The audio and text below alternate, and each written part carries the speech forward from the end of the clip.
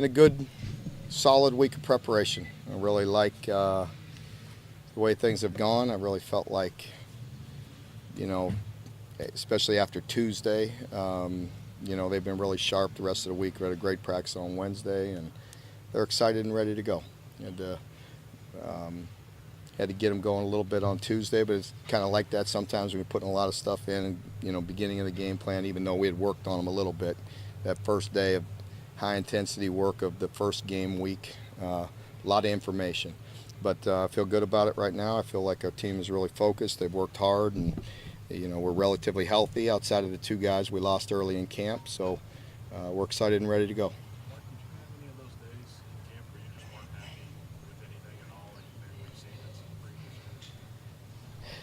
I've had some, we've had some moments, that's for sure.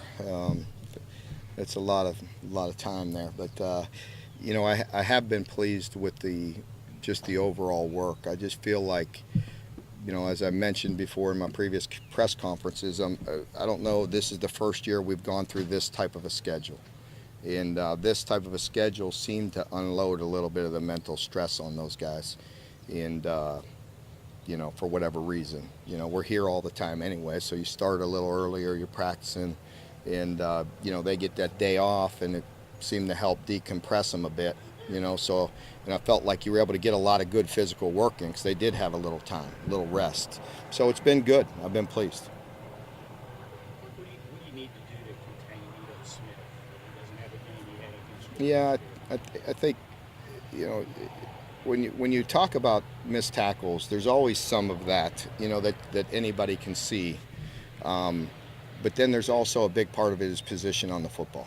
When you're not playing great team defense, really good athletes are going to expose you really quickly. So you have to have a bunch of people around the ball and in great spots. I mean, you're going to get great individual plays. You see it every week in pro and in college, and guys that make you miss. But if you're doing it time and time again, generally it's bad position on the ball with a lot of guys.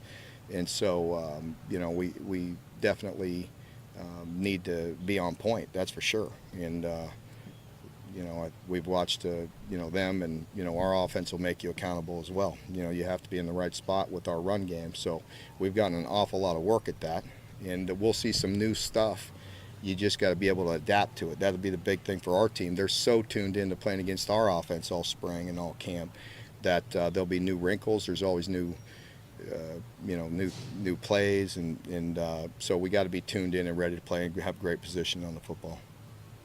When you needed to get them going, did part of that include reminding them about last year? A couple players said that you might have done that. I did a time or two. Like I said, I'd never beat a dead horse on that, but yeah, when I feel like if they're going through the motions at times, I've certainly brought it up because you want to get in a bad mood, put on some of that tape.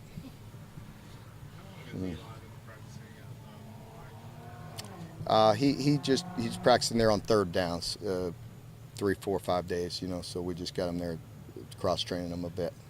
Kind of doing things similar to Boogie Watson at that position, or is there a difference between those two? No, they're the same position. Boogie is going to be fine. There's a lot of information there, and going from outside to inside is tough on him. And we really like what we see. It's just you got to be ready to play. We got to have a solid 2 deep ready to go in this game, and in Cash will play, as well. So Boogie will continue to work, but you'll see Courtney and you'll see Cash for sure. And hopefully we'll get some reps for Boogie as well at Mike. Lonnie's always trying to sabotage me. Have you guys named or voted on their captains or anything like that? Yeah. Not yet. I usually appoint those guys. I have in the past, and week by week. So we'll see. I heard an NFL guy say the other day that the first-year players or rookies, they're going to make mistakes, especially in the first game. They're going to get beat on a play. What they can't do is break the huddle and not know what the play is or what the heck is going on. Yeah. Is that always a fear of a coach, especially with young players going into a first game?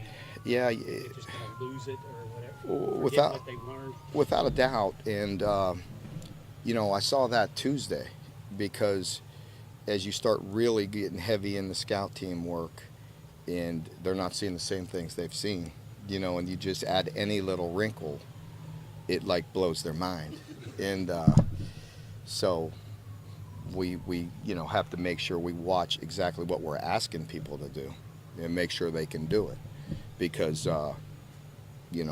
we cannot beat ourselves, and that's happened from time to time, and we cannot let that happen. We have to make people beat us, and we got to be very conscientious with who's in the game and what they can and cannot do. Or even when things were going really well in the first half of the game last year, you were scoring really fast. Yeah. How much does it help to have the offense maintain the clock a little bit to avoid? Big time. Yeah, I mean, the time of possession was out of control, and that's twofold. That's no good by the defense not getting off, but the offense was either scoring or one or two plays or throwing 2 incomplete passes and then scoring. I mean, that doesn't help at all. And we talked about that last year, about that's just a bad recipe especially for an inexperienced defense. So definitely you saw the way we changed, and we've talked about that. I mean, obviously, you're never going to hear me complain if our offense scores on one play or 2 plays, but you will hear me complain because I don't think it's good for the long term if we're constantly losing time of possession, that drastically.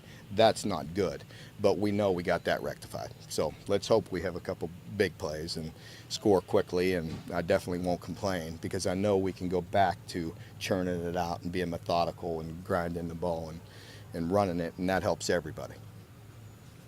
I think Bungie Stalling says he's got about 50 family members coming to the game. Yeah. Kind of not necessarily worried, but how do you deal with a guy in a homecoming situation like that, not getting too amped up?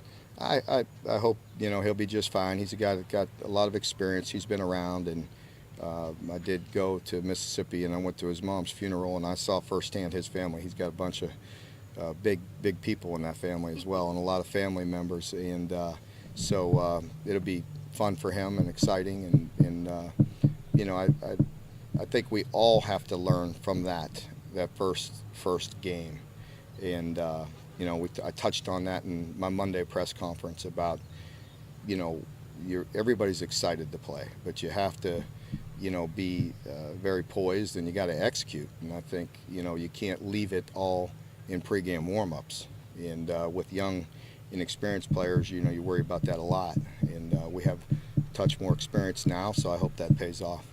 Lamar was talking about his first college. What do you remember from his first college game the other day?